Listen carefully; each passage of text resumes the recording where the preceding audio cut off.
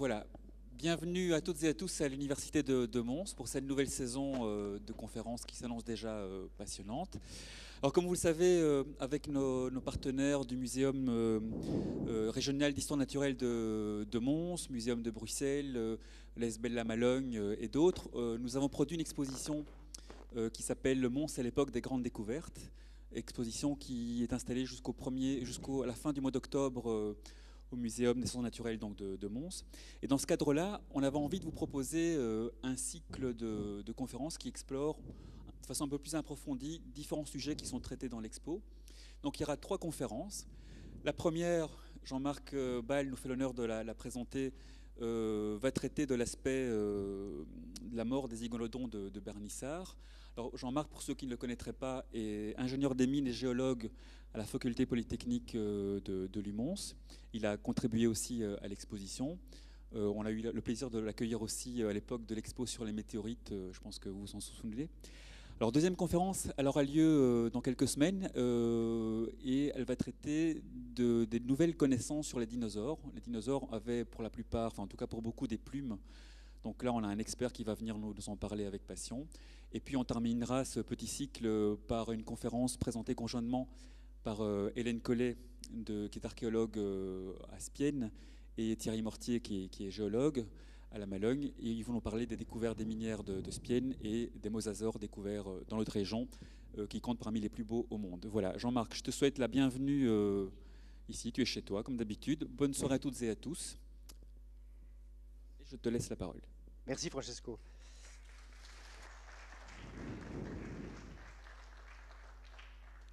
Voilà, donc merci Francesco, merci. Oui, bien sûr. Merci à Cité Carré de m'avoir invité et merci à vous d'être venu. Je vous demande juste de m'indiquer quand on aura dépassé 23 heures, comme ça je sais que je devrais accélérer. Euh, voilà, et alors, comme Francesco vient de le souligner, en fait, moi je préfère souvent lors d'exposés comme ça qu'il y ait une interaction en live. Donc si vous avez des questions vraiment qui vous démangent en cours d'exposé, n'ayez surtout pas peur de lever la main ou de crier si je ne vous vois pas, parce que je pense qu'on va baisser un peu la lumière. Et de poser cette question. Il y aura une séance de questions-réponses à la fin, mais n'hésitez pas à interagir. Donc voilà, ici en fait ce soir pour ouvrir ce cycle de conférences, on va parler un symbole finalement de la région quand même, une richesse de notre patrimoine que sont les iguanodons de Bernissart. Et en fait je voudrais ici vous faire part un petit peu, on va rapidement faire un historique qui ne sera pas exhaustif parce qu'on n'a pas beaucoup de temps, mais vous faire part déjà des nouveautés en fait, qui concernent les recherches sur les iguanodons, et notamment des nouveautés qui sont glanées au cours d'un projet qui a lieu maintenant, donc à la faculté polytechnique de Mons, qui est un projet financé par Belspo, qui vient de démarrer il y a quelques mois à peine, et qui concerne justement finalement comment sont morts ces iguanodons, comment on a trouvé autant d'iguanodons. C'est un gisement qui est unique au monde, il ne faut pas avoir peur de le dire, on est trop humble en fait dans notre pays, mais il n'y a aucun gisement de dinosaures au monde qui ressemble au nôtre en termes de qualité et de quantité de fossiles. Et quand je parle de qualité, c'est la préservation, on va en parler un peu plus en détail après. Mais on ne sait toujours pas pourquoi. Pourquoi il y a autant de dinosaures qui se sont accumulés là. Alors, Francesco l'a dit, je suis ingénieur. Bon, qu'est-ce que ça? C'est pas un sujet vraiment ingénieur, c'est de la paléontologie. C'est vrai que ce n'est pas mon core business, ce n'est pas de la recherche que je fais, disons, tous les jours, mais ça met, vous le verrez, je ne vais pas aller trop dans les détails techniques, mais c'est une recherche qui demande des ressources d'ingénieurs. Hein. La paléontologie moderne a besoin de calculs, de modélisation, de mathématiques, de géométrie, etc. C'est absolument nécessaire et je vais vous le démontrer ici. Donc voilà, en fait, pourquoi on rouvre le dossier? Donc on a appelé ça, donc ce projet, on l'a appelé Cold Case, parce qu'en fait c'est une véritable enquête à plusieurs niveaux. Déjà rien que la recherche qu'on est en train de faire, et notamment mes collaborateurs, dont Séverine Papier qui est ici, pourront en témoigner. On a eu une réunion encore cet après-midi avec les autres collaborateurs, et on s'arrache les cheveux pour essayer de tirer des indices afin de répondre aux questions qui sont posées. Eh bien, en fait, on rouvre le dossier parce que les tentatives d'explication de véritables hécatombes qui sont produites à l'époque des dinosaures à Bernissart, eh bien, ne sont pas satisfaisantes. En fait, on a à peu près dit tout et n'importe quoi depuis la découverte à la fin du 19e siècle sur le gisement des iguanodons de Bernissart. On a parlé de morts en masse, de noyades hors de crue, de cimetières naturels, un peu à la manière des énigmatiques et peut-être même fantasmagoriques cimetières d'éléphants. On a même cité parfois que les iguanodons mouraient là parce qu'ils se battaient entre eux, des mâles, voilà. Ou alors qu'ils s'embourbaient lors de sécheresse. Alors, il y avait quand même là-dedans des hypothèses qui ne sortaient pas que de l'imaginaire, mais qui étaient appuyées sur des faits, des observations, notamment dans la nature actuelle. Actuellement, par exemple, les grands mammifères en Afrique, en période de sécheresse, ils vont aller boire dans des points d'eau qui sont des marécages, des mares qui se dessèchent, et alors parfois ils s'embourbent et ils meurent, etc. Donc on a essayé de faire un parallèle en fait entre la nature actuelle et la nature au Crétacé. Alors on a même évoqué des chutes du haut de falaises, un peu à la manière des lemmings, mais aussi là ça a été supporté par le fait qu'on a trouvé les iguanodons on pensait à l'époque dans une vallée, parce qu'en fait je vous montrerai les coupes géologiques, ça peut faire penser à une vallée, évidemment si on ne regarde qu'en 2 dimensions, si on regarde en 3 dimensions, c'était pas du tout une vallée. Il faut dire qu'à l'époque aussi, il y avait des divergences de point de vue entre le directeur de l'Institut des sciences naturelles à Bruxelles et une communauté de géologues. Et donc ça n'a pas fait avancer les choses dans le bon sens. Et d'ailleurs, on en fait les frais encore actuellement parce qu'on se rend compte qu'il y a beaucoup de documents qui sont contradictoires. Il y a même des documents qui manquent. Et on pense, et on les a fouillés pourtant à l'Institut, on ne les retrouve pas et on se demande s'ils n'ont pas été tout simplement détruits. Il faut savoir aussi que les Allemands, à chaque fois qu'ils sont venus nous envahir, la Première Guerre et la Deuxième Guerre, la première chose qu'ils ont faite à Bernissart, c'est d'aller creuser pour aller retrouver les iguanodons. Donc là aussi, il y a eu du sabotage un peu pour freiner les Allemands, donc il manque des documents et ça ne fait pas nos affaires. Voilà, sinon, les iguanodons, ils datent du Crétacé inférieur, une époque qu'on appelle le Wildien, en référence à des terrains de même âge qui existent dans l'île de Weld, au sud de l'Angleterre, bref. Et à l'époque, c'était un marécage. On avait un marécage dans la région qui était soumis à un climat un peu plus chaud qu'actuellement, mais soumis à des saisons. Il y avait des sécheresses et des saisons. Rien de bien spécial. Ah, donc finalement, on rouvre le dossier parce que des nouveaux indices, en plus, sont apparus. Donc on n'est pas satisfait par ce qu'on a dit jusqu'à présent, et il y a des nouveaux indices. Alors ces nouveaux indices, en fait, ils ressurgissent après plus de 100 millions d'années, j'ai envie de dire. Certains un peu plus qu'un siècle ou deux. Et donc on va en retrouver dans les anciens documents. Alors, les anciens documents, ça ressemble à ça. Voilà. Donc, ce n'est pas un papyrus de l'Égypte, c'est un document, il date de la fin du 19e, relatif aux fouilles des iguanodons.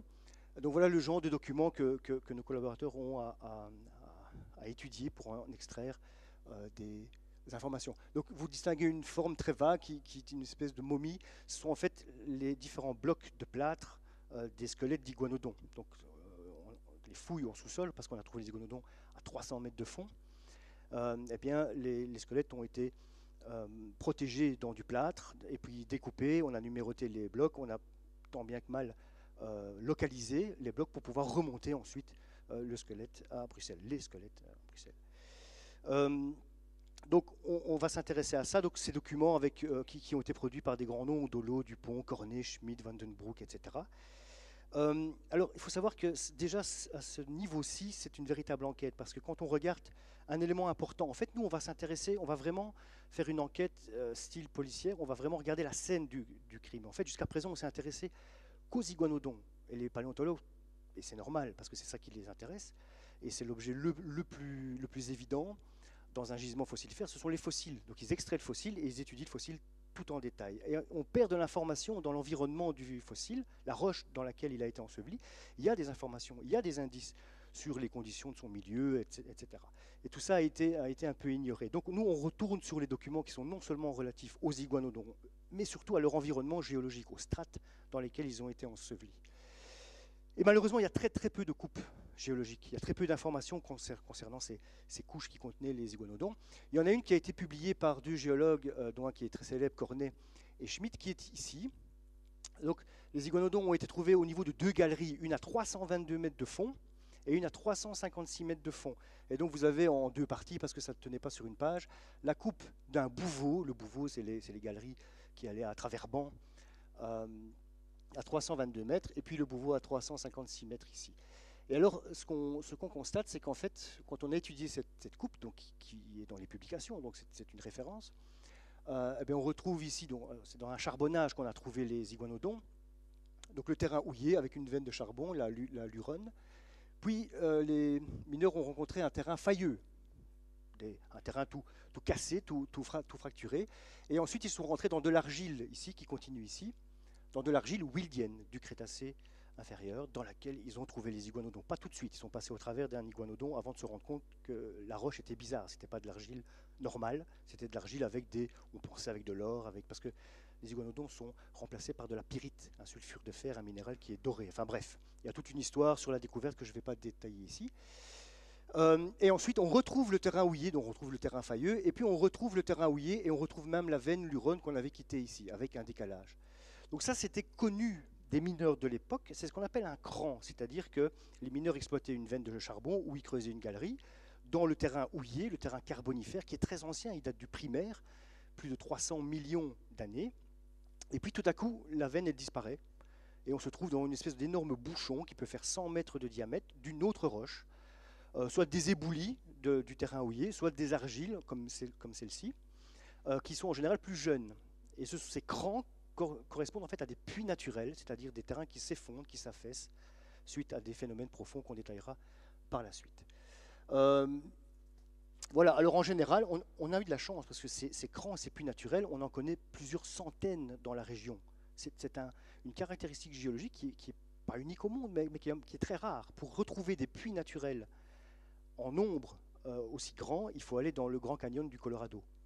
Donc c'est quand même assez exceptionnel. Et nous, on pense que justement cette caractéristique géologique propre à notre région n'est pas sans relation avec le fait qu'on ait trouvé un gisement aussi exceptionnel d'iguanodons. Donc on va essayer de voir un peu comment on peut lier les deux.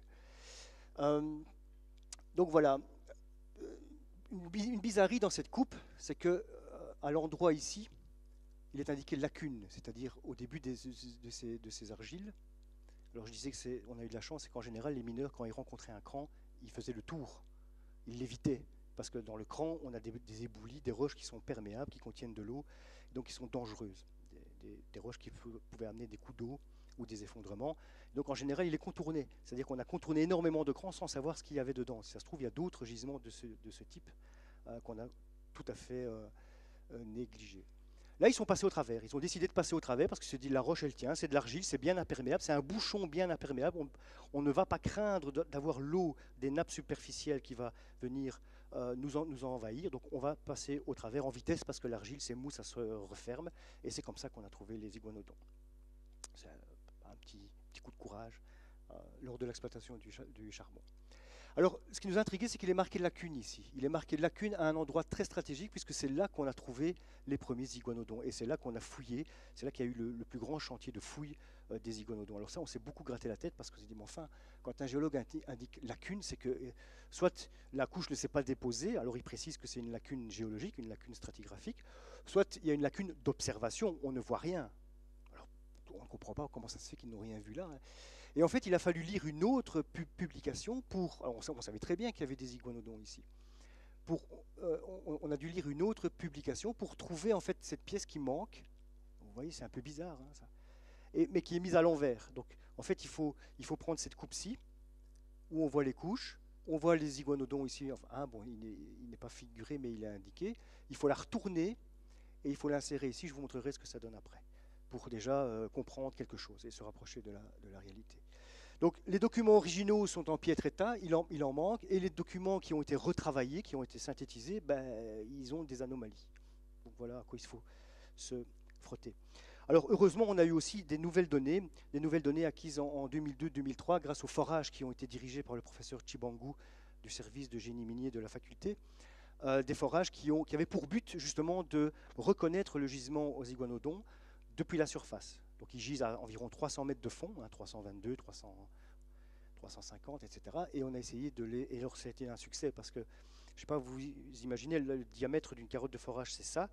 Et il y a un forage qui est passé exactement par toutes les couches à iguanodons, y compris dans les os des iguanodons. Donc ça a permis d'ailleurs notamment d'estimer le nombre d'iguanodons qui restent dans le gisement. Il y en aura au bas mot, il y en aura au moins une centaine encore en place dans le gisement. Donc voilà, ce que je vous propose de faire, maintenant, donc j'ai lancé des notions, des profondeurs, etc. On va essayer de tout remettre ça dans l'espace, c'est important. En géologie, on travaille beaucoup dans l'espace, on fait beaucoup de géométrie en fait, en 3D. Et donc on va essayer un petit peu de visualiser tout ça. On va se placer en fait quelque part au-dessus de Condé-sur-Escaut. Vous avez la, pardon, je dévoile un peu la surprise, la frontière française ici. On est au droit, on est à quelques centaines de mètres d'altitude au-dessus de Condé. On regarde vers le nord-est, donc Bruxelles est quelque part par là, Péry-Deza doit être quelque part par là. Vous voyez, c'est en Bruges, Archy, Bernissart, pour ceux qui sont de la région, ils vont se reconnaître. Les espèces d'ellipses blanches sont en fait les traces, les projections en surface des puits naturels. Donc déjà rien qu'à Bernissart, il y en a 3. Le Cran du Nord, ici, comme par hasard, il est situé sous le lac de Bernissart. Alors, dans la région Bernissart et Archy, on vous parle souvent des effondrements de mines qui ont provoqué l'apparition des marécages ou des lacs. Bien avant les mines, il y avait déjà des marécages et des lacs. Ce sont des phénomènes géologiques originaux, tout à fait naturels, qui provoquent des effondrements et l'apparition de lacs et de marécages déjà dans cette région. Les effondrements miniers ont accentué, évidemment, ces processus, mais il existait déjà des marécages et des lacs à cette période, ainsi qu'au Crétacé d'ailleurs. Le cran qu'on a appelé du sud, et puis le cran aux iguanodons ici. Ce que je vous propose de faire, c'est une coupe géologique, donc on va disséquer le terrain un petit peu en dessous ici. Donc voilà, au droit du cran aux iguanodons, ben, on a le cran aux iguanodons qui prend racine à 1500 mètres de profondeur sous les pieds de Bernissart. Alors pourquoi ce cran? Ben, ici on peut un petit peu comprendre. C'est véritablement l'effondrement d'immenses cavernes situées à 1,5 km de profondeur qui de proche en proche gagnent la surface. Donc en fait, alors pourquoi il y a des cavernes qui se forment à cette profondeur-là? Eh bien parce que dans la région, en fait, vous avez dans les couches qu'on appelle carbonifères du Viséen, enfin bref, des couches calcaires qui sont à peu près du même âge que la pierre bleue que vous connaissez tous, d'ailleurs qui remonte le nord et qu'on retrouve au niveau de Soigny, enfin bref, eh bien il y a des couches très épaisses d'une roche qui est très soluble. Le calcaire, c'est un carbonate de calcium, c'est déjà un peu soluble, mais là, ce sont des couches de sulfate de calcium, une espèce de sel qui est très soluble et qui se dissout actuellement. Et on le sait très bien parce qu'à Saint-Guilain, un puits très profond, qui était jusqu'à 5000 mètres, a rencontré à 2000 mètres et demi, en fait, ces couches de sel. Et il a rencontré les cavernes aussi, qui sont en train de se former, qui sont remplies d'eau chaude, l'eau géothermique de Saint-Guilain. Pourquoi elle est chaude? Tout simplement parce qu'à 2,5 km, ben, il fait plus chaud qu'en surface. Donc tout cela se tient. Et on a des preuves ailleurs dans la région. Ici, en fait, il n'y a plus de ces sels, il n'y a plus de cette anhydrite, en fait. Et ça s'est écroulé. Et on pense, en fait, quand on regarde bien donc tout ça, c'est des éboulis du terrain houillé. Ça, c'est les terrains houillés avec les veines de charbon ici. Et les couches à iguanodons sont ici en rouge.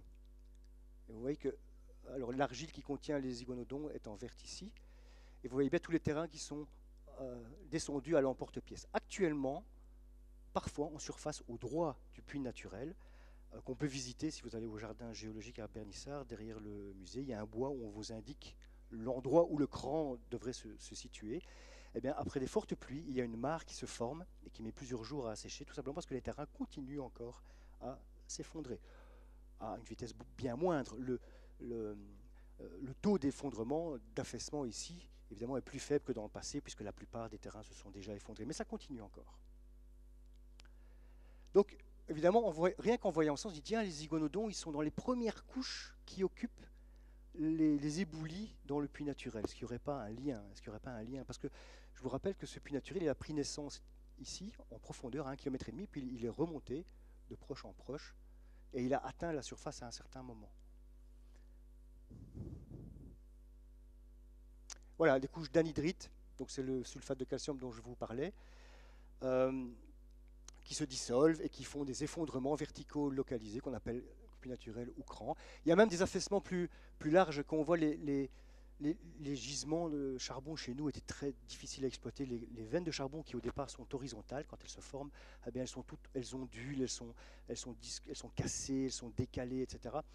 Le gisement est très compliqué tout simplement parce que tout le sous-sol de notre région s'est laissé aller à différentes échelles. À grande échelle, mais avec des affaissements de faible amplitude, ou à plus petite échelle, dans les puits naturels, mais avec des affaissements de plus grande amplitude. Et ça se voit très bien dans le tracé des... Alors il faut dire que tout ça, tout ce que je viens de vous raconter ici, on n'ira pas plus dans le détail, c'est passionnant, ça a été découvert par un grand géologue qui est André Delmer, qui vient juste de décéder, et il a été directeur du service géologique de Belgique. Et donc c'est lui d'ailleurs qui était à l'origine du sondage de Saint-Guilain et qui a personnellement fait en sorte qu'on pousse le forage beaucoup plus profondément, et c'est lui qui finalement a permis de découvrir la ressource géothermique à Saint-Guilain, qui est la seule source d'énergie géothermique exploitée en Belgique. Bien, donc voici, si on reporte maintenant le puits Sainte-Barbe, le charbonnage, et les galeries, les bouveaux qui ont été creusés, où on a rencontré les iguanodons à moins 322 mètres, à moins 356 mètres. Et pour vous dire qu'on sait un petit peu quand même de quoi on parle ici, c'est qu'il y a des bouveaux plus en profondeur qui ont été creusés, qui ont transpercé le puits, qui n'ont rencontré que des éboulis. Il y a des bouveaux qui ont, bon, ils n'ont pas, là évidemment ils n'ont pas traversé, mais il y a des bouveaux qui ont été un peu moins profondément, à moins 242 mètres. Là, ils n'ont pas osé traverser parce que les terrains ne sont plus des argiles, mais sont plutôt sableux et plus perméables. Donc là, ils contiennent de l'eau. Donc là, il y avait un risque d'avoir des coups d'eau dans la mine. Donc ils ont juste fait un petit trou. Puis quand ils ont vu que la nature du sédiment changeait, ils se sont dit, oula, on ne va pas aller plus loin. Et ça, c'est le forage BER3. Donc il y a eu les forages qui ont été faits en 2002-2003. Il y a eu 3 forages. Paradoxalement, c'est très difficile de forer dans l'argile parce que c'est mou. Et puis en même temps, il y a des couches dures un petit peu au-dessus. Donc c'est de l'argile qui se referme, qui bouge, qui colmate, etc. Donc il y a un forage qui a très bien réussi, un deuxième, c'est le BER3, un deuxième qui a un peu moins bien réussi.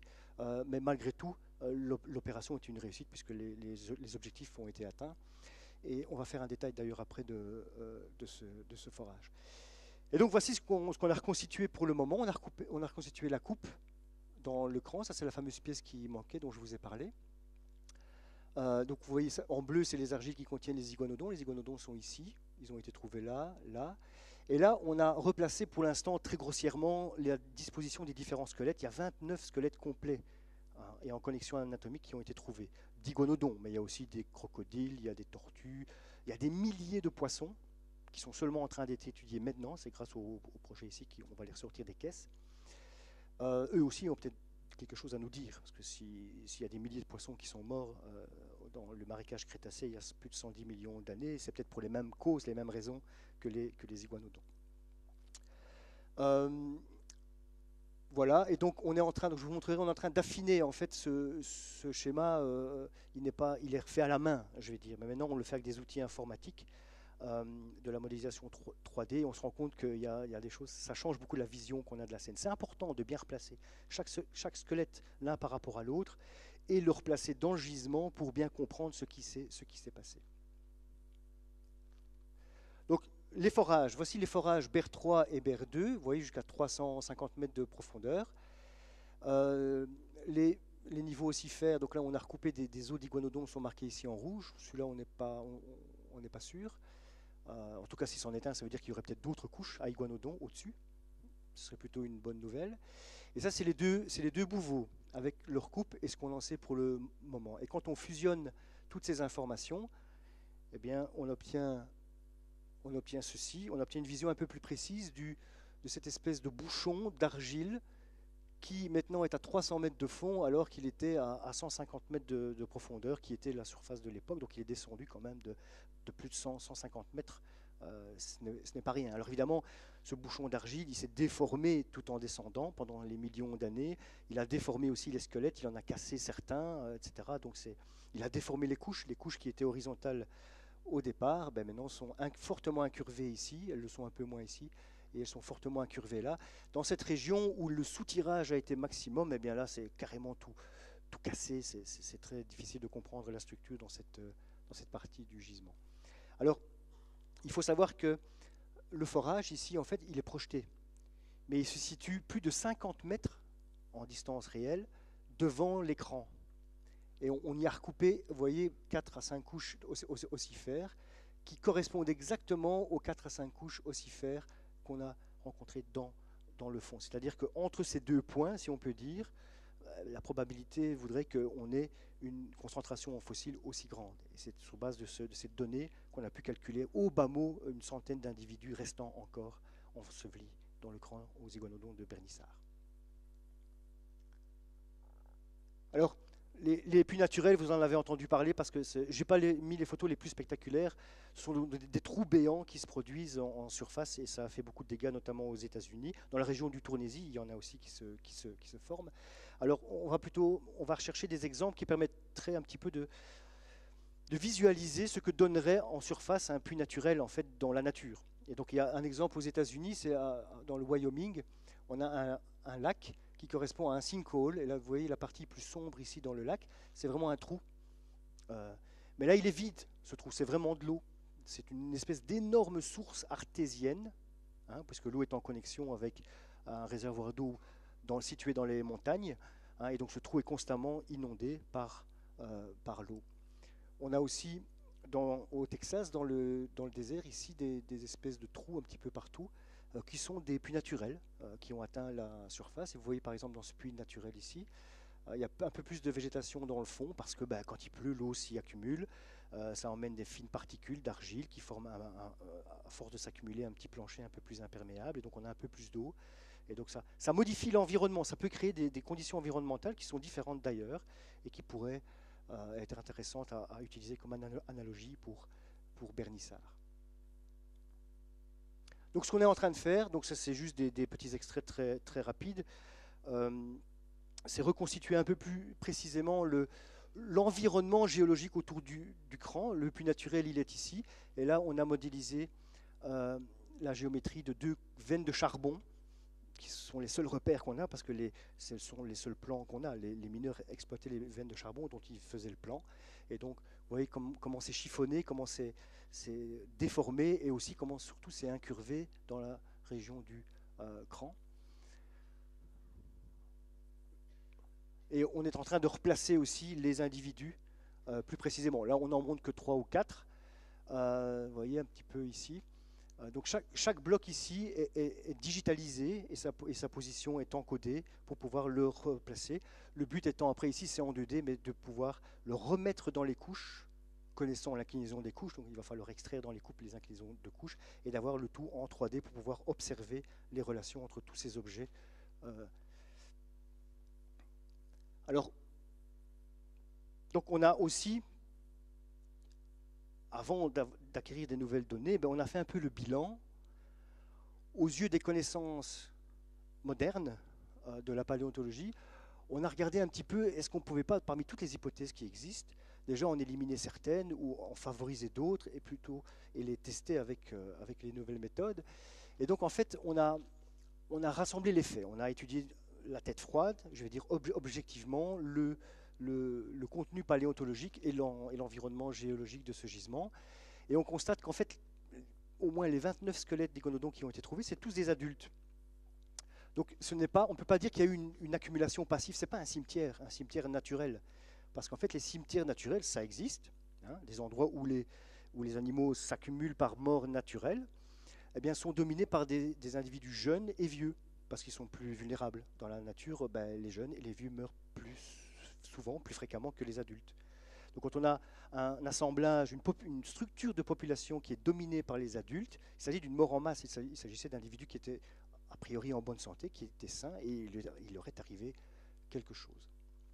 Alors les paléontologues appellent ça un gisement de type attrition, quand il s'agit d'une mort naturelle, donc ici c'est pas ce type de... Alors, j'ai peut-être pas insisté assez là-dessus, c'est fondamental. Les iguanodons, on ne les trouve pas en tas, on ne les trouve pas dans une couche, ou au hasard dans toutes les couches, on les trouve dans certaines couches bien précises, 4 à 5, et dans chaque couche, la densité en fossiles est très grande. Les iguanodons sont presque les uns à côté des autres. Donc ça veut dire qu'il y a eu des morts en masse dans chaque couche, donc de façon répétée dans le temps. Il y a eu des événements qui se sont produits à un rythme soutenu dans le temps et dont on ignore la période, en fait. Donc c'est des hécatombes, mais en plus cycliques. Alors évidemment, il y a aussi toutes les caractéristiques des squelettes. Les squelettes sont complets, ils sont en connexion anatomique, ce qui est en général rare dans un gisement fossilifère. Par exemple, les Tyrannosaurus rex, qui sont les plus célèbres des dinosaures, sont rarement trouvés avec tous leurs os, il manque beaucoup d'os. Et quand on les trouve, ils sont en pièces détachées. Ici, ils sont absolument en connexion anatomique. Il n'y a pas de traces laissées par les charognards. Ça, c'est important aussi. La qualité des fossiles est très grande. Ils n'ont pas été dégradés, c'est-à-dire qu'ils n'ont pas été exposés à l'air libre pendant longtemps. Et d'ailleurs, ils n'ont pas été exposés à l'air libre parce que les os n'ont pas de structure qu'on appelle pertotaxique. C'est des structures en fait qui dérivent de l'assèchement des os. Ils se craquellent en fait en surface parce que les os, c'est pas que du minéral, c'est un matériau composite de très bonne qualité. En fait, c'est des minéraux, c'est de l'apatite, c'est du phosphate de calcium lié dans une matière organique qui est le collagène. Donc c'est un matériau qui est composite, qui est très élastique en même temps, qui est très résistant. Mais le collagène, il se dessèche, il se décompose avec le temps. Et donc ça provoque un retrait, et particulièrement au soleil. Et donc les squelettes qui sont par exemple exposés dans le désert, souvent sont craquelés en surface. Et c'est reconnaissable. Quelqu'un qui a l'habitude peut dire cet os-là, il est resté longtemps à l'air libre. Ici, ce n'est pas le cas du tout. Alors si vous allez les voir à l'Institut, vous verrez des craquelures partout. Je vous ça, mais ce n'est pas dû à ça. C'est dû au processus géologique, au mouvement de terrain, etc. Mais ce n'est pas le même type de craquelure. Ensuite, on a retrouvé des tissus mous qui étaient fossilisés. Donc il y a des impressions de peau, il y a des tendons qui ont été conservés, des tendons ossifiés, mais d'autres tendons. Certains parlent même qu'il y avait peut-être de la chair qui était fossilisée, parce que d'après les descriptions, mais ça on n'a plus aucun échantillon, les fouilleurs disaient que quand ils dégageaient l'argile qui emballait directement les os, cette argile était beaucoup plus noire et plus grasse que l'argile qui était dans les couches stériles. Donc on peut penser qu'il y avait de la matière organique issue des iguanodons qui était encore conservés dans l'argile. Donc ça, malheureusement, on n'a plus accès à ces échantillons, ils sont à 300 mètres de fond, et voilà, on ne peut pas les étudier. Alors, en tout cas, ça veut dire que le transport a été limité. Les iguanodons ne sont pas morts à 1 km et emmenés par des crues ou par un autre, ou des glissements de terrain. Ils sont morts quasiment sur place, pas très loin. Et l'enfouissement a été rapide, ils ont été ensevelis assez rapidement. Alors on peut éliminer aussi les hypothèses qu'ils ne sont pas embourbés. Parce qu'évidemment, l'argile, c'est de la vase ancienne, c'est de la vase qui s'est compactée. Donc on peut penser qu'à la manière des mammifères africains, par exemple, ou autres, qui s'enlisent dans des points d'eau boueux, les iguanodons se sont peut-être enlisés dans l'argile du marécage. Eh bien non, parce qu'en fait, il existe des gisements. On connaît très bien, même à l'état fossile, des organismes qui se sont enlisés et qui sont morts. Ils ont une attitude, ils ont une posture qui est caractéristique, c'est-à-dire qu'ils reposent sur leur ventre, avec les membres étendus, parce qu'évidemment, ils essaient de se dépêtrer. Et ils ne s'enfoncent pas, évidemment. Ça, c'est un mythe. On ne s'enfonce pas dans des sables mouvants. On ne coule pas dans de la vase. On coule dans l'eau beaucoup plus facilement. C'est une question de densité. La vase est plus dense que l'eau. Et donc, la différence de densité avec notre corps fait qu'en fait, on coule beaucoup plus facilement dans l'eau, mais pas dans la vase. Donc, on reste en général en surface. On reste en surface, mais on meurt de fatigue, de soif, de faim, etc. Et comme il y a une partie du corps qui reste exposée longtemps, eh bien, les charognards viennent se servir à table. Et beaucoup de fossiles ont effectivement, qui se sont enlisés, donc qui ont la posture caractéristique en plus, ont souvent les os du dos ou de la tête qui portent des traces de dents, de mâchouillage ou de grattage. On n'a pas trouvé ça chez les iguanodons. Et en plus, ils ne sont pas sur leur ventre, ils sont sur leur flanc, d'une façon tout à fait passive. Ils ont une attitude qui n'est pas celle d'animaux embourbés. Alors, beaucoup d'iguanodons, on pense très fort que les iguanodons vivaient en troupeau, c'était un peu les vaches de l'époque, hein, les grands herbivores de l'époque, et qu'ils auraient pu finalement mourir, se noyer lors de crues. Vous savez qu'il y a lors des migrations, il y a, comme par exemple ici dans le Serengeti, les troupeaux d'animaux doivent traverser des fleuves, alors ils paniquent parce qu'ils doivent trouver un gué, alors que s'ils ne trouvent pas de gué, ils doivent quand même se lancer, alors ils se marchent dessus, etc. Ça, c'est connu aussi dans certains gisements fossilifères, des morts en masse d'animaux qui se marchent dessus, mais là, on voit les os qui sont cassés par le piétinement. Ça laisse aussi des traces qu'on peut interpréter dans le gisement. Ce n'est pas le cas ici. Et puis, il n'y avait pas de rivière qui passait, puisque le sédiment est très fin. C'est un sédiment, c'est une vase argileuse, donc le milieu est calme, il n'y a pas de courant. Si on avait une rivière, on aurait plutôt du sable ou des galets. Voilà, alors l'argile, justement, voici à quoi elle ressemble. C'est une argile finement stratifiée, très fine. Vous voyez, les couches individuelles font moins d'1 millimètre d'épaisseur. C'est les saisons, on ne sait pas trop quoi. Donc on va essayer au cours du projet de déterminer un petit peu quel est le temps que l'on peut trouver. Alors dans des lacs, par exemple, on a ces alternances de couches très fines, alternativement sombres clair, sombre, clair, et ça correspond à l'été, hiver, printemps, enfin, etc. Ça correspond aux saisons, quand il y a de la matière organique qui arrive dans le lac ou pas, etc. Ici, c'est pas sûr. Si on pouvait avoir une idée du temps, évidemment, ce serait très précieux. On pourrait calculer le temps qui sépare les couches fossilifères et on pourrait un petit peu étudier plus en détail les processus qui auraient pu mener aux morts en masse. Alors, ce qui est intéressant, c'est que ces argiles sont sont pas perturbées. À grande échelle, sont très calmes. Donc, ça ne peut pas être non plus des écroulements de berges, parce qu'on a pensé à un moment, si un puits naturel est arrivé en surface, on avait quelque part un trou, une dépression, rempli d'eau, évidemment, parce que le milieu était marécageux, et que les iguanodons auraient pu être emmenés par des écroulements de berges, des glissements de terrain, et peut-être se noyer. Se noyer, on n'est pas très sûr, parce que les iguanodons étaient adaptés à vivre dans des marécages, donc ils devaient savoir nager. Donc, pour noyer des troupeaux complets d'iguanodons, il fallait quelque chose d'autre. Mais enfin, on a quand même testé cette hypothèse. Au cours du projet, on va étudier aussi la structure de ces sédiments très fins, parce que si vous voyez, elles ne sont quand même pas si régulières que ça. On a notamment des petites ruptures ici, de la continuité de certaines strates, ici. Alors l'inclinaison est due au fait que là, c'est un échantillon qui provient du bord du puits, donc cette inclinaison a été acquise par après, ultérieurement. Mais vous voyez qu'il y a des petites ruptures, et elles sont assez caractéristiques. Elles vont toujours dans le sens de la pente. Alors, la pente indique quoi? La pente indique en fait le centre du puits naturel. Et puis, il y a toujours une petite lèvre qui se relève, ici aussi, là aussi. Mais vous voyez que ça reste confiné à une strate. Alors ça, c'est bizarre. En général, quand on a des déformations de strates, ça vient postérieurement au dépôt, ce qu'on appelle des failles avec des déplacements. Ici, ça, on relie ça en fait à un soutirage actif, un effondrement actif du puits naturel au moment de la sédimentation.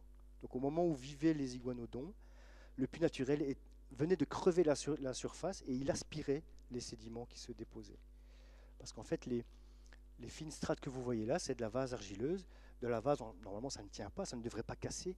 Si, sauf qu'elle est colonisée par des bactéries, par des cyanobactéries, et elle a une certaine élasticité. Vous avez déjà tous vu ça au fond d'une flaque ou d'une mare, le fond vaseux, il forme un film, une espèce de pellicule, un peu comme la peau du lait à la surface de la casserole. Et donc quand elle casse, parce que la couche est en train de glisser doucement vers le milieu du puits, hop, elle se casse d'une certaine façon, et ça provoque ce genre de structure. Donc ça, c'est une piste qu'on suit. Ça veut dire que le puits naturel, l'effondrement, était actif. Ça, c'est important, au moment où les iguanodons vivaient dans le coin.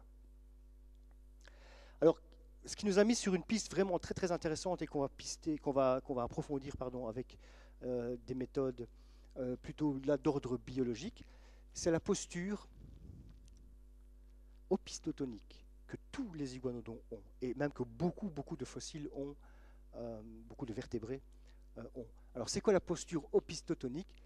Eh bien, c'est le fait d'avoir la tête révulsée vers l'arrière. Alors ça, c'est une posture en fait qui a été étudiée, qui est caractéristique de beaucoup de cadavres, même humains, et qui a été souvent décrite comme étant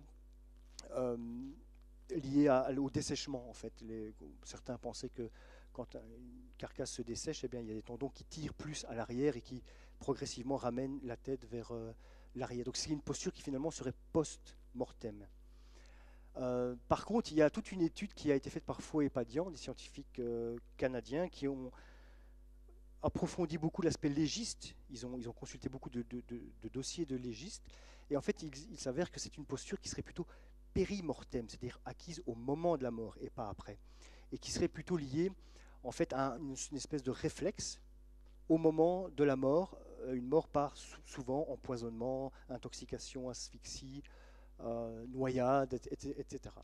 Alors cette posture, évidemment, elle peut être maintenue pendant la période de rigidité cadavérique, et puis si la carcasse bouge pas parce qu'il y a du courant ou autre chose, mais évidemment elle peut être perdue. Donc évidemment il y a peut-être des carcasses qui avaient cette posture, mais qui l'ont perdue par après. En tout cas les iguanodons ils l'ont, ça c'est clair.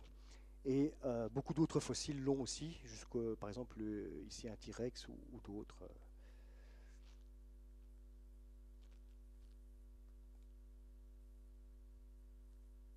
Alors, un autre indice, il me semble qu'il manque un slide, c'est pas grave. Un autre indice on va remettre cette pièce-là en place dans quelques slides, qui n'a peut-être rien à voir. J'ai déjà évoqué que dans une autre caractéristique, cette fois-ci d'ordre minéralogique du gisement aux iguanodons, c'est sa composition minéralogique. Le minéral qui compose les os, au départ c'est du phosphate de calcium, eh bien, il est en grande partie remplacé molécule par molécule par du sulfure de fer, de la pyrite, un minéral dont vous avez certainement déjà tous entendu parler. On peut en trouver sur nos terris. Son nom vient de pyros, feu, parce que c'est le minéral qui était, c'est pas un silex, hein, c'est le minéral qui était utilisé dans les anciens fusils pour produire une étincelle. Parce que c'est un minéral, si vous le frottez un tout petit peu, il va produire une étincelle beaucoup plus facilement qu'un silex. Et donc c'est un minéral jaune doré qui est assez joli, qui fait des cubes, enfin, des cristaux, quand il est bien cristallisé. C'est un minéral très courant, il se forme dans les sols, dans les vases actuellement, il se forme dans des endroits privés d'oxygène. Donc dans les marécages actuellement se forme de la pyrite, mais à ce moment-là les cristaux sont microscopiques. Et la pyrite, elle a cette particularité, quand elle est microscopique, elle n'est plus dorée, elle est noire. C'est d'ailleurs comme ça qu'on fait la distinction qu'on distingue la pyrite de l'or. Ce minéral, on l'appelle l'or des fous, parce que ça ressemble à de l'or et on peut souvent le confondre avec l'or. Il suffit de le réduire en poudre, il va devenir noir. Par contre, l'or en poudre reste doré. C'est une façon de faire la différence. Mais donc la pyrite en très petits cristaux ou en poudre, c'est équivalent d'un point de vue physique. Dans la vase, eh bien, c'est noir, donc autant dire on ne la voit pas à l'œil nu. Mais c'est bourré de pyrite, bourré dans le gisement aux iguanodons, à tel point qu'il a fallu protéger les eaux pour qu'ils ne se désagrègent pas, parce que la pyrite, si elle se forme dans des endroits privés d'oxygène, dans les marécages, ben, c'est qu'elle n'est pas à l'aise dans les endroits où il y a de l'oxygène. Et dans les endroits où il y a de l'oxygène, ben, elle se décompose, elle s'oxyde, le fer il rouille, bon, ça fait des taches de rouille, le soufre il s'oxyde avec de l'eau, ça fait de l'acide sulfurique, donc c'est gênant. Et en tout cas, tout se désagrège. Alors, la pyrite, pourquoi c'est un indice intéressant pour ce qui nous concerne? Il y en a souvent, hein, même dans d'autres gisements, mais là, ici, il y en a beaucoup. Il y en a vraiment beaucoup. Et quand on regarde comment se forme la pyrite, elle se forme dans la nature par réaction de l'H2S, sulfure d'hydrogène, avec du fer. Du fer, il y en a un petit peu partout dans les sols, dans les roches, ce n'est pas un problème pour en trouver. L'H2S, ça c'est autre chose. L'H2S, pour le former, il faut des sulfates.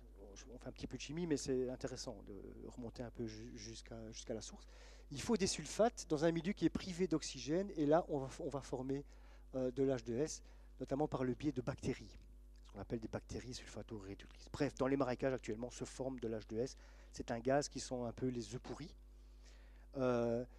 Et c'est un gaz qui est extrêmement toxique, très très très toxique. Il a un seuil olfactif de 0,008 ppm partie par million, donc on le sent alors qu'il y en a très très très très peu. Et il y a des effets nocifs sur la santé à partir de 20 ppm, 20 parties par million. C'est très peu. Et d'ailleurs, à cette concentration-là, on ne le sent déjà plus. Donc il vaut mieux le sentir, parce que ça veut dire qu'il y en a vraiment très très peu. Quand on ne le sent plus, c'est qu'il y en a trop. Et c'est très dangereux. C'est un gaz qui est connu pour provoquer des morts en masse dans le règne animal, mais chez l'homme aussi. Il y a beaucoup d'accidents industriels.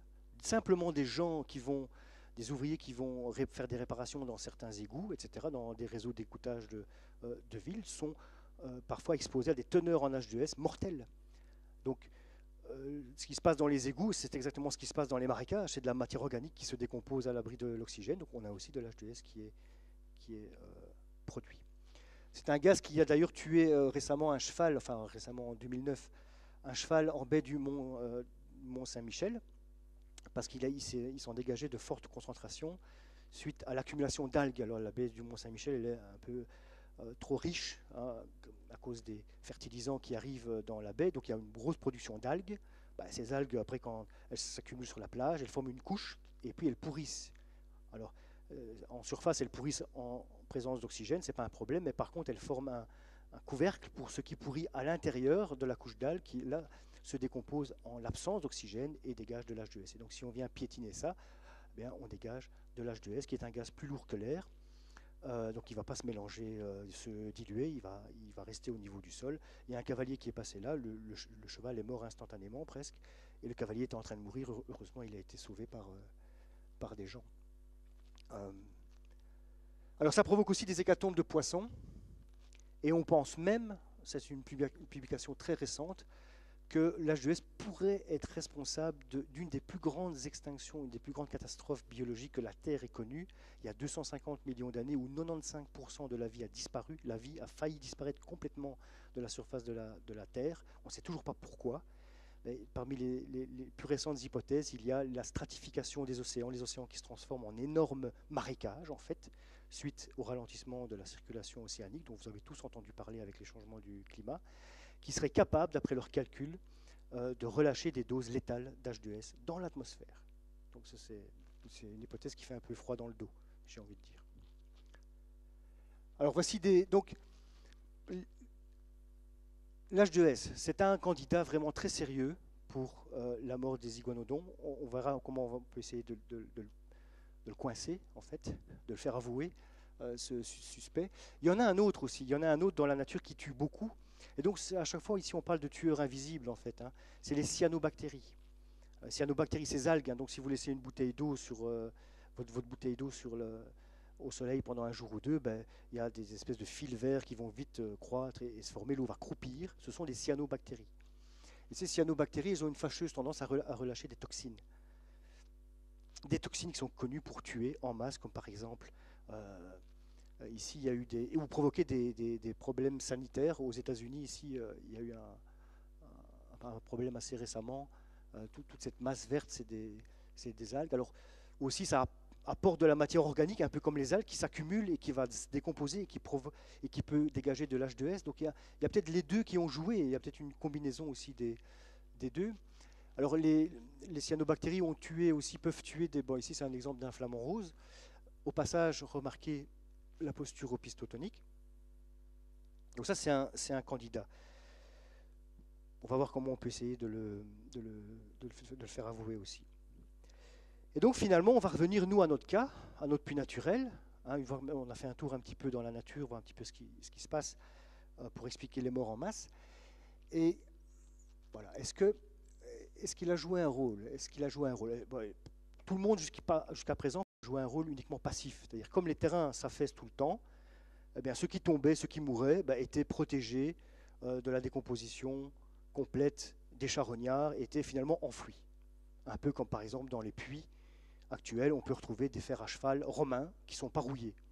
Hein, parce qu'ils sont enfouis dans la vase du fond du puits, il n'y a pas d'oxygène. Donc c'est juste une espèce de tombeau où on a une conservation qui est très très bonne, un rôle passif.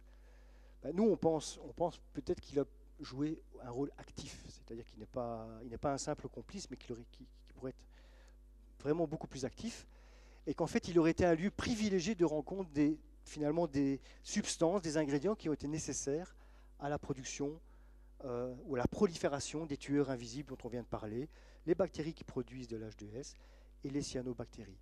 Alors, sur base de quoi? Eh bien, souvenez-vous, comment on fait de l'H2S? Il faut des sulfates, SO4, il faut les réduire. Est-ce qu'on a des sulfates dans notre région plus qu'ailleurs? Ben oui, tout ça ici, c'était des couches de sulfate de calcium qui ont été dissoutes. Et donc, l'épaisseur de ces couches, Michel va me corriger peut-être si je me trompe, je crois que c'est 300 mètres ou 600 mètres. 300 mètres, voilà, c'est le chiffre que j'avais en tête. 300 mètres d'épaisseur de sulfate de calcium qui ont complètement disparu ici sur des kilomètres carrés. Voilà. Ici, on a un puits d'effondrement rempli de gravats, j'ai envie de dire. Les eaux peuvent s'infiltrer là-dedans. Donc, est-ce que ces sources d'eau chaude ont pu remonter jusqu'à la surface et amener un peu plus de sulfate que d'habitude et booster un petit peu la production d'H2S? Donc, est-ce que le marais, finalement, au Crétacé, au moment où les iguanodons vivaient, n'était pas un peu plus létal que les autres? Puisque là, je vous ai parlé de mort en masse dans des conditions tout à fait naturelles, mais peut-être que les conditions naturelles chez nous au Crétacé étaient un peu plus dangereuses, en fait, à cause de cela. Vous allez me dire, oui, mais comment cette eau peut remonter de 1,5 km? Aucun problème. À Saint-Guilain, si on ouvre le puits, on a un jet de 30 mètres de haut. Et l'eau vient de 2,5 km de profondeur. L'eau est sous pression. L'eau, c'est une nappe qui est artésienne. Cette eau est en communication hydraulique avec l'eau de surface du côté de Soigny, Tournai, etc., qui est légèrement plus haut. Donc c'est tout à fait plausible en fait que l'eau ait pu s'infiltrer, était forcée à s'infiltrer, à diffuser en fait au fond du puits naturel, se mélanger éventuellement à l'eau des marécages, bien sûr, mais c'est tout à fait plausible. On a même des preuves, si vous allez à Stambruge, pour ceux qui connaissent la région, il y a un endroit qu'on appelle la fontaine bouillante ou fontaine bouillonnante. Elle n'est pas bouillonnante, quoiqu'elle est anormalement chaude. Elle est à 18 degrés toute l'année, alors que normalement les eaux souterraines sont chez nous constamment à 11-12 degrés. Donc elle est déjà anormalement chaude. Elle est anormalement riche en sulfate, comme par hasard. Et donc elle provient, on a des preuves, il y a notamment une collègue, Lucienne Licourt, qui a fait sa thèse sur la géothermie dans la région et qui a analysé ces eaux. Et on a des preuves que ces eaux, en fait, proviennent bien en partie d'un sous-sol très profond. C'est une eau géothermique sulfatée qui se mélange avec de l'eau normale. Donc pour l'instant, évidemment, ce n'est pas dangereux. Il n'y a pas de production d'H2S, etc. Parce que cette eau, elle est diluée. Si vous voulez, c'est une fuite très localisée du réservoir géothermique profond. Mais peut-être que la fuite, entre guillemets, due au puits naturel à Bernissart était un peu plus d'ampleur un peu plus importante au moment du Crétacé. On a des fuites aussi, les sources thermales de Saint-Amand-les-Eaux. C'est aussi de l'eau très profonde qui remonte en surface. Les puits inclinés de Baudour, si vous allez dans le bois de Baudour actuellement, il y a un endroit où vous descendez dans les puits inclinés, où vous rencontrez une eau à 50 degrés, qui est une fissure aquifère qui met en connexion les eaux sulfatées et chaudes profondes. Donc voilà, ce n'est pas des indices en l'air en fait. Alors comment traquer ça? Parce qu'évidemment, tout ça c'est bien, mais même si on accumule des évidences, ce ne sera pas suffisant, il faudra vraiment trouver des preuves. Et les preuves, on va essayer de les trouver en partie dans une science qui est à la pointe, pour laquelle je ne suis pas compétent, et c'est Séverine qui va surtout s'en occuper. Il y a une collaboration avec les professeurs de l'Université de Mons, de la Faculté des Sciences, Pascal Gerbeau. On va essayer de trouver en fait les molécules organiques qui permettent de remonter jusqu'à certains organismes, ce qu'on appelle les biomarqueurs ou fossiles moléculaires. Donc il faut savoir que les organismes ont des molécules, ils ont des protéines, ils ont ceci, ils ont cela, et certaines résistent au temps, certaines se conservent au cours du temps. Donc beaucoup de molécules se décomposent, voilà, mais d'autres sont plus résistantes si géologiquement elles ne sont pas trop vieilles, pas trop chauffées, pas trop soumises à des agents dégradants comme de l'acide ou d'autres choses, et qui permettent d'identifier en fait le porteur de ces molécules. Et en particulier, on peut cibler les bactéries du soufre et les cyanobactéries. On peut retrouver un petit peu ces marqueurs de présence. Alors, on va en trouver, c'est sûr, parce que les cyanobactéries, il y en a partout. Cyanobactéries, je vous l'ai dit, votre bouteille d'eau, vous la laissez au soleil, elles vont croître, elles sont dans l'air, elles sont desséchées, mais une fois qu'elles trouvent de l'eau, elles vont se décomposer, au contraire, elles vont proliférer. Mais on va essayer de voir si leur abondance ne varie pas au cours des différentes strates, qui sont en fait le déroulement du temps, et voir si elles ne sont pas particulièrement plus abondantes quand on va rencontrer les strates qui contiennent les iguanodons. Et là, on pourra faire le parallèle et incriminer les cyanobactéries ou les bactéries qui produisent du soufre. Donc c'est une collaboration aussi avec l'Institut technique d'Orléans, Jacob. Et les premiers tests sont encourageants, c'est-à-dire qu'on a réussi à extraire de la matière organique des carottes on va travailler sur les carottes de forage, évidemment, c'est vraiment un don du ciel, ça, parce qu'il faut absolument avoir les différentes strates. Et on a réussi à extraire de la matière organique avec succès, elle est conservée, et donc on espère pouvoir identifier ces molécules. Alors, je vous ai parlé des poissons. Dans le gisement de Bernissart, il y a plein de poissons. Il y a des milliers de poissons. Et je vous ai dit, ce serait peut-être intéressant de regarder un peu plus près sur ces poissons, parce que ils ont peut-être, soit ils peuvent nous raconter des choses, c'est-à-dire que les causes qui ont conduit à leur mort peuvent être les mêmes qui ont conduit à la mort des iguanodons. Peut-être même ils peuvent être mis en cause, parce que la mort de poissons en masse, comme ça se produit actuellement ici au Brésil, mais il y a des dizaines de cas par an, où vous avez des tonnes et des tonnes de poissons qui meurent, et puis qui s'accumulent en un endroit, qui pourrissent aussi, qui produisent de l'H2S. Donc voilà, ça peut expliquer aussi. Donc on va essayer de replacer, pour l'instant c'est pas très clair. Apparemment il y aurait une couche où il n'y aurait que des poissons, et certains poissons auraient été trouvés dans des couches avec des iguanodons. Donc on essaie un peu de démêler tout ça, évidemment, si on veut lier les deux, il faut d'abord étudier les relations géométriques stratigraphique en fait entre les couches riches en fossiles de poissons et les couches riches en iguanodons. Et donc, la mort de ces poissons aussi, hein, en général, plus de 55% est lié à des anoxies, un manque d'oxygène, et souvent ce manque d'oxygène est lié à des proliférations d'algues aussi, ou au pourrissement d'algues qui ont proliféré, parce que quand elles se décomposent, elles consomment tout l'oxygène.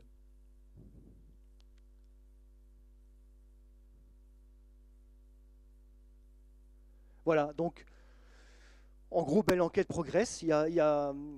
On avance, mais on espère pouvoir faire parler surtout les tueurs invisibles. Et donc, on fonde encore beaucoup d'espoir sur la reconstitution géométrique du gisement, donc l'agencement des squelettes entre eux, et puis des squelettes dans les couches, et puis des couches, comment elles sont déformées, parce que ça va permettre d'essayer de visualiser les mécanismes de défondrement qui sont produits à la surface, l'impact que ça a eu sur la surface du marécage. Et on va essayer aussi de regarder, j'en ai très peu parlé, mais finalement, certains, oui, mais voilà, il y a eu de la sécheresse, et puis c'est bon, aux périodes de sécheresse, les animaux sont plus vulnérables, ils peuvent être malades, etc., et puis mourir en masse. C'est un peu trop, nous, c'est un peu mettre le problème c'est pas une explication, on met le truc dans un tiroir, c'est la faute au changement du climat, aux périodes rudes, et on n'explique pas pourquoi. On ne trouve pas vraiment les processus qui ont amené à l'accumulation de ces dinosaures. Donc on va essayer de tracer un peu les changements environnementaux, comment on va étudier les strates autour des couches à iguanodons assez précisément, de voir comment le climat a évolué, parce que le climat a certainement joué un rôle peut-être aggravant, peut-être que effectivement, pendant les périodes de sécheresse, le volume d'eau normal du marécage s'est réduit, et donc les effets d'eau éventuellement venant du sous-sol ont été amplifiés. Et donc là, peut-être qu'on a réuni des conditions qui étaient létales, et que peut-être que comme actuellement à la source, à la fontaine bouillonnante de Stambruge, tant que le climat est suffisamment humide, et qu'on dilue les eaux qui viennent du sous-sol, eh bien, on se trouve dans des conditions de sécurité. Donc il faut étudier le climat aussi. Il a peut-être eu son mot à dire, en fait. C'est peut-être lui qui a peut-être la goutte qui a fait déborder le vase, si je puis dire. Et donc finalement, on tourne toujours autour du rôle éventuel du puits naturel, du cran à iguanodon de Bernissart, qui est, je le répète, une caractéristique géologique de notre sous-sol. C'est vraiment unique. Tous ces puits naturels en si grand nombre, si profonds. Il y en a qui descendent à plus de 3 km, je pense. Il y a des structures à flux nus. Je crois que c'est la structure d'effondrement karstique, c'est le mot scientifique, la plus grande au monde, la plus profonde en tout cas. Et c'est chez nous. Et donc, il faut se dire aussi qu'il y a peut-être d'autres Bernissards ailleurs. Et qu'il suffit, entre guillemets, de forer à quelques centaines de mètres, parce que maintenant on fore à 13 km de profondeur, donc pour forer à 300 mètres, ça ne représente pas grand-chose, pour aller tester s'il y a d'autres gisements de ce type. Ça pourrait être au niveau patrimonial, mais malgré tout technique et économique aussi, très intéressant pour la région. Voilà, je vous remercie pour votre attention et je suis prêt à répondre à vos questions.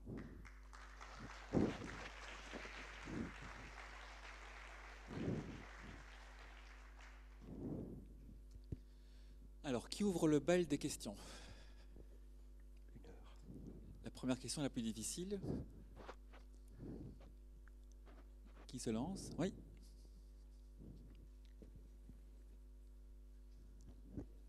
Le site de Bernissart, donc le musée de l'Iguanodon, est bien connu, bien fait. Mais est-ce que il n'est pas envisageable de faire des visites guidées sur le site même? Le problème, c'est que sur le site, il n'y a rien. Je veux dire donc. Hein. Ouvert au public donc. Hein, oui. Mais il y a eu un pas vers une ouverture au public, disons, de l'endroit. Mais bon, on voit une pâture et puis c'est tout. Enfin, on peut dire c'est là. Là, si vous creusez à 300 mètres, il y a des iguanodons. Donc c'est finalement la projection du puits naturel sur la surface. Et c'est derrière le jardin géologique à Bernissart. Donc ça, c'est une nouvelle structure qui a été faite par le cercle géologique du Hainaut en collaboration avec d'autres. Mais donc ça, c'est un pas. Mais le problème, c'est que sans grands investissements, on ne voit plus rien. On ne voit plus rien. C'est à 300 mètres de fond. Voilà, tant qu'on ne va pas rouvrir et aller voir jusque-là. Oui, je ne comprends pas très bien votre schéma où vous aviez l'air de montrer des iguanodons disposés comme ci, disposés comme ça. Et ça se relie donc à votre hypothèse d'agencement spatial des iguanodons. Alors, autour de cet agencement spatial, j'ai deux ou trois questions. La première, est-ce qu'il y a eu des relevés topographiques in situ, je voudrais dire, de l'emplacement des iguanodons? Qui a fait ça? Deuxième question, comment a-t-on remonté ces iguanodons? Parce que dans les charbonnages, surtout aussi vieux, j'imagine que les ascenseurs étaient très petits. Et la dernière question, comment pouvez-vous espérer vraiment reconstituer en 3D un agencement spatial simplement si vous n'avez que ces relevés d'origine et simplement ces mouvements de terrain que vous avez détectés uniquement, si j'ai bien compris, à partir des 2 ou 3 forages qui ont été réalisés? Oui, pas que les forages. Oui, je comprends. C'est justement ça l'objet du projet et on est en plein dedans. Et je dois avouer qu'on avance bien. On avait peur de ne pas savoir relever certains défis. Mais effectivement, pour se localiser, ce n'est pas simple. Mais il y a eu des relevés, évidemment. Heureusement, il y a eu des relevés, sauf des relevés, il n'y a pas eu de relevés d'angle des iguanodons. Donc les iguanodons étaient exploités, étaient excavés. Donc je vais peut-être montrer déjà les... Voilà. Ils étaient excavés, ils étaient plâtrés en fait en partie, et on relevait la position, c'était la méthode de la planchette en fait, par rapport à un repère dans la galerie. On repérait les distances. Et donc chacune de ces pièces ici est repérée en XY. Et comme vous la voyez là, en fait, vous la voyez dans le plan de la couche. C'est justement l'objet de nos discussions cet après-midi avec les autres membres du projet, c'est qu'en fait, lorsque les couches, parce que vous avez vu que les couches sont parfois redressées à la verticale, évidemment, sur les bords du cran, les couches qui descendent sont carrément redressées, et puis les autres au milieu sont plutôt horizontales, eh bien, en fait, les iguanodons sont comme ceci. Donc, c'est pas... On s'est posé la question, parce que c'est précisé nulle part, du type de projection qui était employé. Ça, c'est dit nulle part. Mais en fait, l'objet de ce repérage, il était uniquement de pouvoir remonter à Bruxelles les blocs ensemble. Et donc, en fait, ce qui est visualisé là, c'est une projection dans le plan de la couche. Et donc, nous, on va moduler, on va modifier, pardon, ces schémas avec l'angle qu'on appelle le pendage en géologie des couches, pour les remettre, si vous voulez, avec le bon angle. Puisque la direction est bonne, il ne nous reste plus que le pendage. Et ça, on l'a avec la coupe qui a été relevée ici, que je vous ai montré péniblement ici, voilà ici. Cette coupe-ci, qui a été faite à partir d'un plan, voilà ici, où vous avez la direction des couches. On a un original qui est beaucoup plus long et plus détaillé, qui a été fait avec des repères, et donc, dans lequel chaque trait est bien une limite entre des couches physiques. Donc les couches d'argile faisaient entre 20 à 40 cm d'épaisseur, et se voyaient bien, en fait, elles sont bien stratifiées. Et donc ces limites ont été repérées, et donc on a un patron, si vous voulez, pour remettre les... Alors évidemment, il y aura certains points où donc, la coupe passe par la galerie est ici. Pour tous ces squelettes-ci qui sont au milieu, ben, la certitude est assez bonne de leur donner un angle correct. Plus on va s'en éloigner, évidemment, et plus la certitude va se dégrader. Ça, on ne sait pas faire autrement. Maintenant, on a les forages aussi. Et en connaissant la géométrie d'ensemble et les processus qui ont mené à la déformation du cran naturel, eh bien, on peut rectifier le tir. On n'est pas dans le noir complet, quoi. On a plusieurs façons de contraindre en fait le problème. Mais c'est vrai que la géométrie c'est un vrai problème pour le moment, et il va être crucial. On aimerait bien démontrer qu'effectivement il y a des couches riches en iguanodons où ils sont les uns à côté des autres, et des couches stériles entre eux. Il faut le démontrer, ça, par la 3D. En plus, le projet a vocation aussi de dissémination vers le public, et on voudrait faire vivre un peu tous les vieux documents, les exploiter, les remettre dans une forme, disons, visualisée et un peu moderne, pour aussi les offrir aux gens, pour qu'ils voient enfin le gisement de Bernissart sous un autre œil que des vieux plans, des vieilles coupes. Voilà, ça fait partie de notre patrimoine, il est unique au monde. utilisons des techniques modernes pour l'offrir. Quelqu'un désire poser une autre question? On va savoir si quelqu'un d'autre. Tu veux reposer une suite? Ce que vous n'avez peut-être pas précisé, sauf erreur de ma part, c'est le diamètre de ce cran. Et j'en viens à l'idée d'une question volontairement naïve. Enfin, je force un peu le trait peut-être, mais je me dis, bon, ok, là on avait un endroit assez nocif pour ces animaux, parce que vous essayez de démontrer qu'ils sont morts là, c'est pas par hasard, parce que voilà, il y avait des effets chimiques et tout. Mais naïvement, est-ce qu'on ne peut pas se dire, bon, ben, ils ressentent ça, ils fouillent et ils s'en vont un kilomètre plus loin où il n'y a pas ce terreau, je veux dire, nocif, et ils échappent donc à leur mort. Autrement dit, pourquoi seraient-ils restés là à mourir? Ou alors c'était un phénomène comme ça d'algues et tout qui était tout à fait généralisé dans la région. Je ne comprends pas très bien.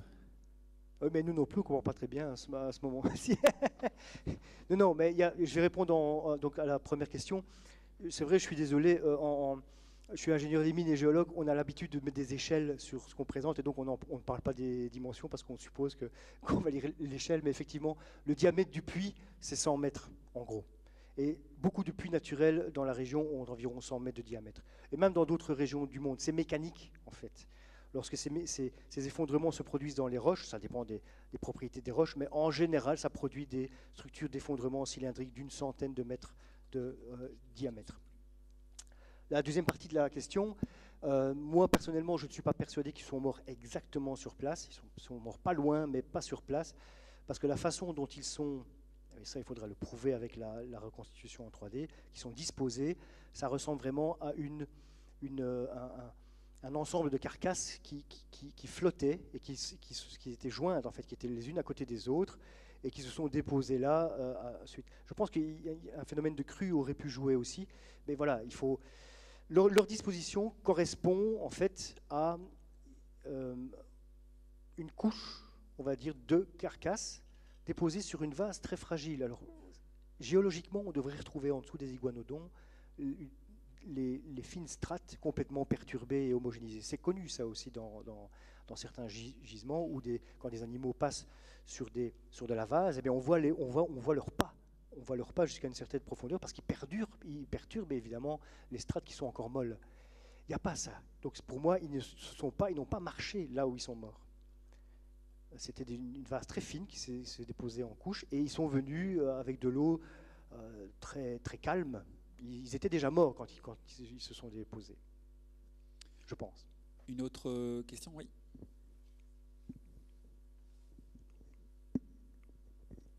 Est-ce qu'on peut supposer qu'un mouvement tectonique aurait libéré un nuage d'H2S, un peu comme un Messel, et provoqué la mort sur une étendue limitée de ces animaux? Alors ça c'est très intéressant parce que, si on peut remettre encore le...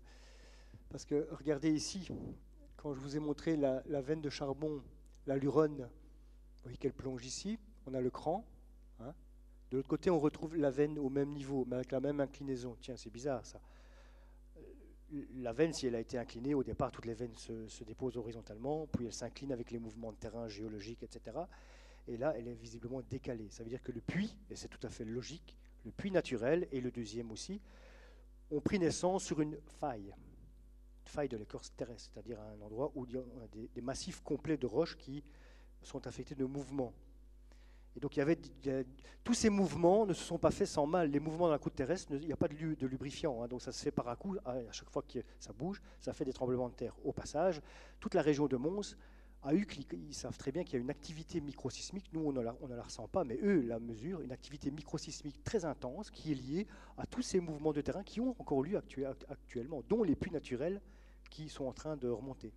Donc il y a eu une activité, et effectivement les dégagements de gaz ont peut-être pu se faire plutôt par bouffée, d'une façon irrégulière, et pas simplement des émanations gentilles, qui peut-être auraient eu le temps à ce moment-là quand même de se diluer dans l'air.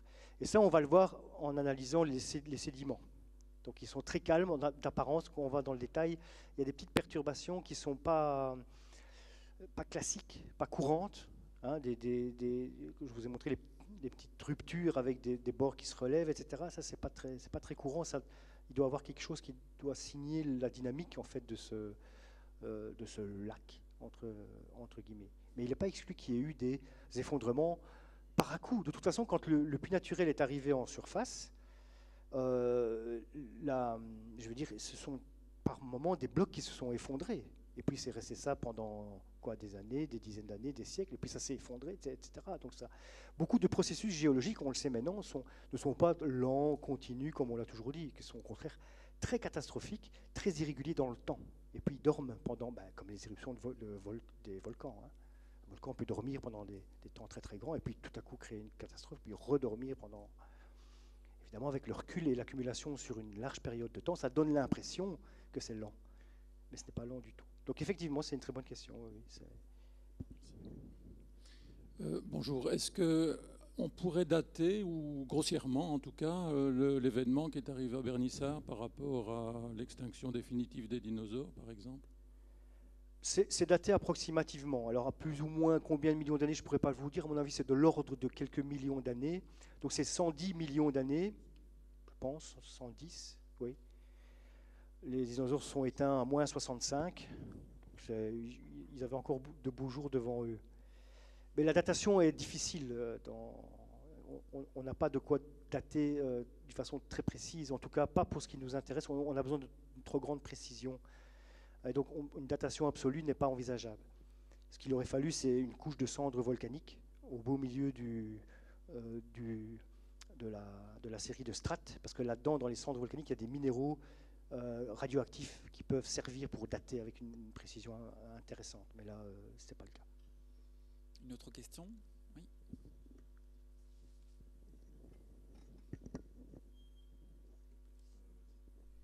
Oui, comment on pourrait expliquer le fait qu'il n'y ait aucun prédateur dans la zone de Bernissart? Très bonne question. Parce que les prédateurs chassent généralement d'embuscades près des points d'eau, et étant donné que les iguanodons sont quand même des proies, à l'époque des dinosaures, des proies dites faciles, comment ça se fait qu'il n'y en ait pas? Pour moi, personnellement, maintenant, vous ne le répéterez pas, mais mon collègue et ami Pascal Godefroy, qui est lui spécialiste des dinosaures, c'est un vrai paléontologue. Hein. Moi, je suis un paléontologue du dimanche. Il n'est pas d'accord avec moi, mais moi je dirais que j'ai une réponse, la probabilité. Le prédateur ou les prédateurs, parce qu'ils chassaient en meute, ils sont peut-être encore dans le trou. Hein. Parce que 29 squelettes sur une population de peut-être 100, au bas mot, moi je pense qu'ils sont même plus que 200. Peut-être qu'ils sont là. Peut-être qu'ils n'ont pas été... Alors, en fait, une hypothèse aussi, c'est que les iguanodons auraient été forcés de s'aventurer dans des endroits où ils ont piétiné, ils ont dégagé de l'âge de S, des endroits dans lesquels ils n'auraient pas été en temps normal. Donc ils y ont été en temps anormal parce qu'ils étaient forcés, soit parce qu'ils étaient attirés par la soif, ou soit parce qu'ils avaient des prédateurs au derrière. Donc dans ce cas de figure-là, on pourrait retrouver des prédateurs. Il est à noter qu'on a trouvé une phalange de mégalosaures.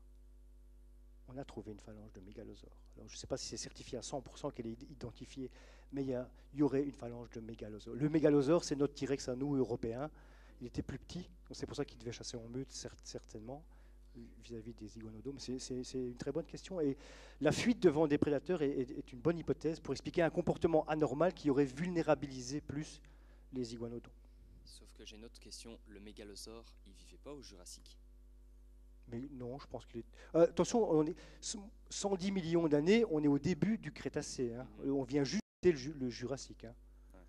Je pense qu'il y avait des mégalosaures. Non, c'est une phalange de mégalosaures. Tu poseras la question à M. Pascal Godefroy à la conférence prochaine. Peut-être même qu'il te dira qu'il avait des plumes. Oui.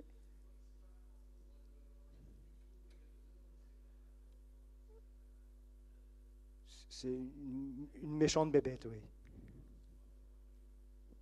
D'accord, c'est un autre, c'est le descendant du mégalosaure. Très proche, ouais. Et donc j'avais une question. C'était pour savoir en fait si une attaque répétée sur les plantes des iguanodons n'aurait pas poussé la plante à se spécialiser pour par exemple produire une toxine qui aurait par la suite tué les iguanodons en masse. Tu peux répéter un petit peu? Mais donc, je sais que par exemple en Afrique, il y a certains acacias qui, après une attaque répétée par des mammifères, ont commencé à se spécialiser et à créer des toxines qui, après ingestion de ces feuilles, les mammifères sont morts dans les heures qui suivent en fait. Et c'est pour savoir si, par exemple, les plantes ne seraient pas spécialisées dans ce même genre de conditions, voilà, pour justement faire face aux iguanodons, quoi. Il faut un biologiste pour répondre à cette question-là, que je ne suis pas. Donc effectivement, c'était des herbivores, ils mangeaient beaucoup ils faisaient des hécatombes, eux, vis-à-vis des végétaux, ils se seraient rebiffés en fait, que les végétaux... Comme ce sont les premiers dinosaures techniquement à pouvoir mâcher, le fait de mâcher les aliments, ça amène les toxines à être plus facilement à gérer dans le corps, et d'où le fait de les tuer plus rapidement aussi. Alors, il y aura un tas de scénarios comme ça qu'on ne pourra jamais tester, comme par exemple les épidémies. S'ils tombaient malades par épidémie, comme on pourrait le tester, s'il n'y a pas de traces laissées dans autre chose, on ne pourra jamais tester ça. Donc, oui. Et donc aussi le fait, par exemple, comme ils vivaient dans les marécages, l'eau étant stagnante, est-ce qu'il n'y aurait pas une présence de botulisme, par exemple, qui aurait pu aussi tuer ces dinosaures? Oui, ça rejoint un petit peu l'hypothèse des tueurs invisibles, des micro-organismes, effectivement. Mais ça, on le verra d'après la biologie moléculaire, ce qu'on va sortir comme molécule, comme biomarqueur. On verra ce qu'on obtiendra comme spectre et voir un petit peu là-dedans qu'est-ce qu'on peut identifier. Mais a priori, on ciblerait quand même des candidats les plus probables d'après ce qui se passe dans la nature.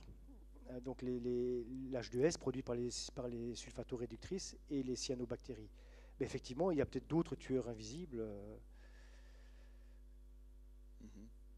Et j'avais une dernière question. Est-ce que le sol à Bernissart à cette époque était volcanique? Pas du tout. Pas du tout? Non. Il n'était pas du tout volcanique. Sédimentaire, c'était un marécage, mais je le répète, il était très particulier. Très particulier. Okay. Il devait y avoir des sources thermales peut-être qui affleuraient, comme il en existe encore actuellement. Mais alors, en plus, faut bien se dire qu'à l'époque, on n'avait pas toute la couche de terrain sédimentaire, ce que les mineurs appelaient des morts terrains, les couches de craie que vous connaissez dans la région, etc. Donc, on était directement sur le terrain houillé, fissuré, fracturé. Donc ces venues géothermales profondes devaient être plus faciles en fait, qu'actuellement. D'accord, merci. Quelqu'un désire poser une autre question? Oui. Est-ce que vous avez l'espoir, avec les techniques actuelles, d'arriver à la fin de l'enquête? Pardon? L'espoir d'arriver à la fin de l'enquête avec les techniques actuelles et les techniques qui évoluent encore? Oui, bien, il faut toujours avoir l'espoir. Je crois que la recherche scientifique, c'est ça. Sinon, on n'en fait pas. Non, je pense qu'il y a beaucoup de choses à découvrir encore. Moi, ce qui m'encourage, c'est quand on voit qu'on a encore des choses à tirer de la simple observation des couches. Ces structures-là que je vous ai montrées, pourtant, ça fait plus de 10 ans qu'on a foré, qu'on a examiné les carottes, etc. On ne les avait pas vues. Donc, il y a encore des choses à voir, déjà rien qu'en observant. Hein, c'est quand même la première des machines scientifiques, des équipements scientifiques qu'on emploie, c'est l'œil. Et il peut être très, très puissant. Donc, si déjà on trouve des choses à ce niveau-là, j'ai beaucoup confiance à des techniques. Surtout, je dois avouer, les techniques de biologie moléculaire pour lesquelles je ne suis pas du tout compétent. Mais voilà, c'est un peu le côté passionnant de ce projet, c'est qu'il est très multidisciplinaire. Je suis ingénieur. J'ai finalement un travail là-dedans qui est un peu ingénieur, mais pas sur tous les aspects, quoi. Donc c'est très diversifié, mais je pense que c'est très enrichissant. Et puis ça permet de brasser les idées, quoi. Et quand on a un certain esprit, c'est très intéressant de s'intéresser à un problème. Enfin, ça peut être productif de s'intéresser à un problème qui n'est pas forcément dans sa branche, parce qu'on a quand même un esprit qui a plus de recul, qui est plus neuf, en fait, vis-à-vis de ce problème. Moi, j'avais une question Oui. par rapport à la fin sibylline de ton exposé, que j'ai trouvé fantastique. Tu termines en disant, finalement, 320 mètres, c'est pas grand-chose. On peut creuser à plusieurs kilomètres de profondeur. Et pour la région, point de vue économique, alors je sais qu'il y a eu un projet un peu dingue, mais l'aspect fou, l'aspect génie, souvent, c'est connecté, d'un espèce de parc où on pourrait descendre, aller les voir en vrai. Tu penses quoi de tout ça? Et est-ce que vous rêvez d'aller recreuser? Et si ça coûte pas tellement cher finalement de creuser à cette profondeur-là, pourquoi on n'y est pas encore? Des volontés politiques, investisseurs. Voilà, j'ai répondu à la question. Il y a eu plusieurs projets, il y a des estimations, les techniques ont évolué, sont moins chères. Donc on a loupé, pour moi, un coche, c'était la sortie de Jurassic Park, parce que là on pouvait ouvrir une espèce de Dinoland ou Géoparc sur les dinosaures à Vernissard. On aurait eu beaucoup plus l'opportunité d'avoir des investisseurs étrangers, un afflux de public, etc. Et ça aurait pu dynamiser beaucoup la région, associer des recherches scientifiques, parce qu'il y a beaucoup de choses à trouver. Du point de vue ingénieur et technique, c'est génial, parce que il faut aller sous la ville de Vernissard, donc on ne va pas creuser des puits, il faut faire des descendries un petit peu excentrées, etc. Puis il faut faire un laboratoire souterrain. C'est finalement une espèce de Jurassic Park, sauf qu'on ne va pas essayer de faire revivre les iguanodons, on ne va pas jusque-là, mais il y a vraiment tout un projet fantastique qui pourrait être fait. C'est pas force d'avoir essayé, et j'ai participé à certaines des dernières tentatives, mais voilà, si les gens ne se décident pas, s'il n'y a pas une volonté politique et des investisseurs derrière, mais c'est tout à fait faisable. Je pense qu'il y a vraiment quelque chose à faire là. Mais on a loupé un coche. Je pense que le train était passé à ce moment-là. Il est encore temps, mais ça n'aura pas le même impact, ça n'aura pas le même effet. Surtout qu'il faut savoir que, et ça aussi mon collègue Pascal Godefroy n'est pas d'accord avec moi, mais il y a peut-être autre chose que de l'iguanodon là-dedans. Et ça c'est autre chose, c'est autrement plus intéressant, parce que des iguanodons ça n'intéresse pas beaucoup les gens, enfin ils préfèrent des T-Rex, ils préfèrent des dinosaures spectaculaires, peut-être qu'il y en a quand même là-dedans. Ok. Bien, je pense qu'on va applaudir Jean-Marc pour cette fantastique soirée. Merci beaucoup.